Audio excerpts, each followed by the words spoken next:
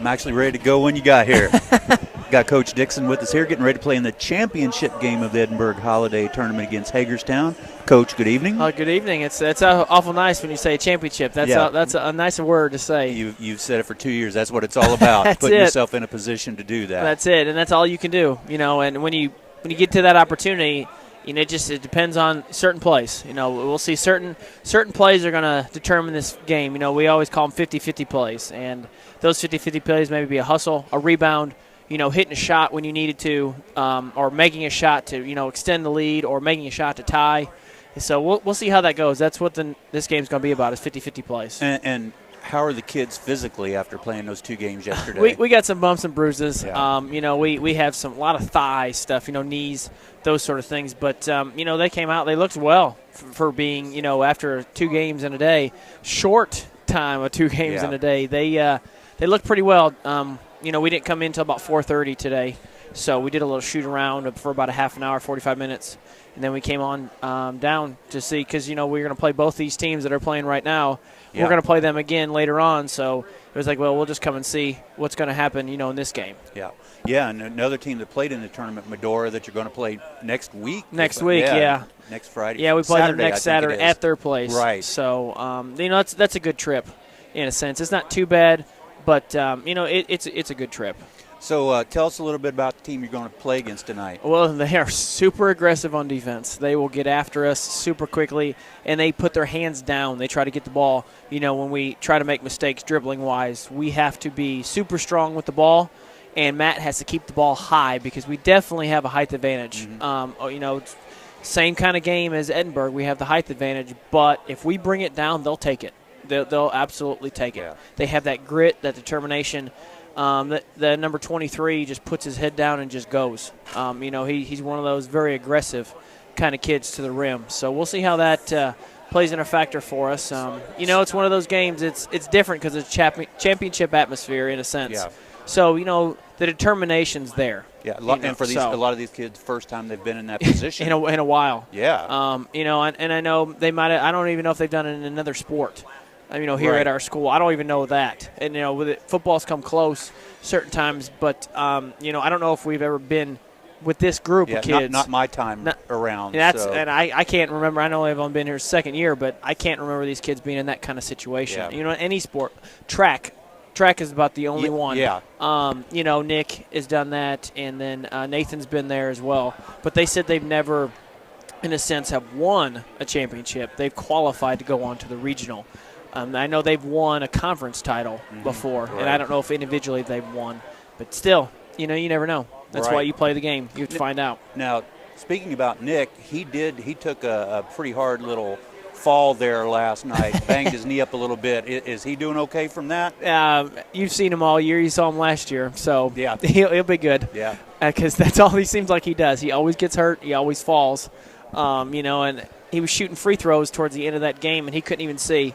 And I was screaming at him, hit the one in the middle, because he just kept going like this, grabbing his nose. Yeah. So he, for some reason, he is the guinea pig of getting all of those bruises. But he'll be good to go. And I know Nathan got a nice thigh bruise as well the other day. So, we'll see. It's one of those things. And I was glad we got a chance to talk to Nick after the game last night, and he talked a little bit about the opportunity to win a championship and how much it means, and that it takes care of some of those bumps and bruises. It does. When you have in mind that what it means to come out here and play this game tonight. It definitely does, especially, if you lose one of those games yesterday, with all those bumps and bruises, you come out today, turn around and playing again, you don't have the same kind of energy. Right. You just don't. It's one of those things you probably either you come out flat or you just come out decent. You don't come out with your best effort because oh, great, we got to play another game. They're teenage kids. Right. So, when you put championship or something like that on the line, things completely change. I know last year when we came and played Medora, that was a battle. Both 0-2 teams coming out here and playing, and that was an absolute battle. I think it went to overtime, if I remember right. It wasn't an overtime game, but still. That was a game that we thought that we'd come in and just dominate. Well, Medora had other plans and, really put the hammer to us. So, it's different. I don't know if these kids, like you said, have ever experienced this kind of thing. So we got to be ready because they'll bring it. That's for sure. And now Hagerstown, when you talk about them being like Edinburgh, they're going to shoot a lot of threes too if they have a chance. They don't technically shoot a lot of threes. They take it to the hole really well, but they'll hit that outside jump shot. They do a lot of dribble, drive, and kick. So they don't shoot as many threes as Edinburgh does. Yeah. But still, though, if they have an open shot, they won't hesitate to shoot it. And we pretty well expect that Matt's going to get his. Is there anybody that you kind of think of that might be a wild card this evening that's going to pick up that second spot? The second game yesterday was Nathan. Nathan stepped up big time. Oakley was joking. He said he had as many fouls as he did points. And, Hunter Seegers didn't even score last night in the second game. So, he didn't play bad. No, you just wouldn't have known it. By the way the game was flowing, everything was going, you wouldn't have known he didn't score. Right. So, it's one of those things. If he scores anywhere in double figures and we have one other person score in double figures, I think we'll be successful. Yeah, because Hunter had a great game the first game. Yeah. But I looked at the first game. We had 3 guys with 7. So, we had 2 guys in double figures, 3 guys with 7. Yeah. I'll take that. Oh, yeah. That's what we like to see. If we can get anywhere 7 to 12, from 3 guys and then have 2 other kids scoring double figures, that's all you can ask for. Because not everybody's going to score. You're not going to get 80 points a game. No. Even though I love to see that, you don't have that happen. Yeah, you haven't quite progressed. The program's progressed so much, but haven't quite gotten there where you can expect 80. No, I don't think that's pretty hard in high school basketball anyways, because a lot of teams like to slow the ball down. But we'll have a fast-paced game. I guarantee that. And I don't know if you heard, but it was a really extra special day for South Decatur basketball. The girls won last night. Yes, I did, and that was good for them. I know. I'm sure Coach Fox is super happy, and the players are super happy about that. That's been a long time coming for them. I know they've struggled a lot. So it's good for them, and that's what Coach Fox was talking about. Is all you take is that one. Jacksonville, for instance, they beat Medora, and now look at the effort they've had today and even yesterday. Yep. Randy and I were talking about that. I mean, this is a team that you're going to face the first part of February. Yep. And they continue to improve the way they have, and as young as they are, they're going to be extra competitive come the end of the season. Yep, and that's a big game for both teams. It's one of those games that they're both going to bring energy. We're both going to bring energy. Yeah. So when we go to Jacksonville this year, so we'll just see. You don't want to look too far down the road, but that'll be here before you know it. Yeah, that's right. That's hard to believe too. So, but again, this should be a good matchup. I just can't wait to play it. I mean, it was one of those games you wish you could play, but sometimes you get a little bit more rewarding as a coach than you do a player.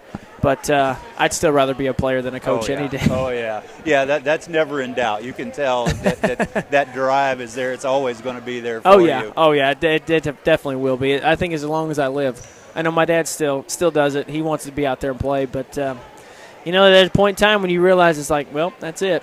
You just got to hang your shoes up and try to do another type of thing. And talking about your dad, we've talked about several times the influence that he's had on you, not only as a person but as an athlete, and he just got a head coaching job, I understand. Yeah, he did. He just got a head coaching job at my alma mater, so he'll be the baseball coach this year. So he's all excited about that. I told him, I said, wait till you get in about 4 or 5 weeks into that season and you really feel the stress because it's going to come. Yeah. I was like, Dad, that's really going to determine where you're at. But, he's all excited. That's one of those things he gets to check off a bucket list that he said. So I'm happy for him because he's always wanted that opportunity, and this happened to be a perfect opportunity. He didn't want the coach that resigned, he didn't want him to resign, but he understood the situations that were happening, and he's just super excited to get that opportunity. Well, Coach, I'm not a superstitious person, but I did wear the same sweatshirt and the same Chuck Taylors today, and I'm going to go have my blue Powerade and my Snickers bar. I'm not superstitious, but... Did you see what we're wearing the same exact things we wore, except for Kelly. He's not here yet, Agnew, but he wore the wrong polo yesterday, and him and my dad flip-flopped. So he can't do that today because my dad wore a sweatshirt. Yeah. It's one of those things. But, I believe in that kind of stuff. I don't know why. I think it's a baseball thing. Yeah. So, but, We'll see. You never know when it comes. They're teenage kids. You never know what the atmosphere is going to be like. So hopefully it turns out well for us. Well, good deal, Coach. We'll let you go. Good luck this evening. Let's when we talk to you after the game, let's bring a championship. That'd be nice. That'd definitely be nice, and we'll bring a couple kids this time too if we definitely do that. We'll stay on as long as you want to send kids up here. All right, as long as you want. All right, hopefully it works out. Thanks, I appreciate it. Thanks, See you, Coach. Head Coach Dixon there with his pregame comments. We are just starting the second half of the third place game between Edinburgh and Jacksonville. We'll be back on air at 7:45 for the championship game.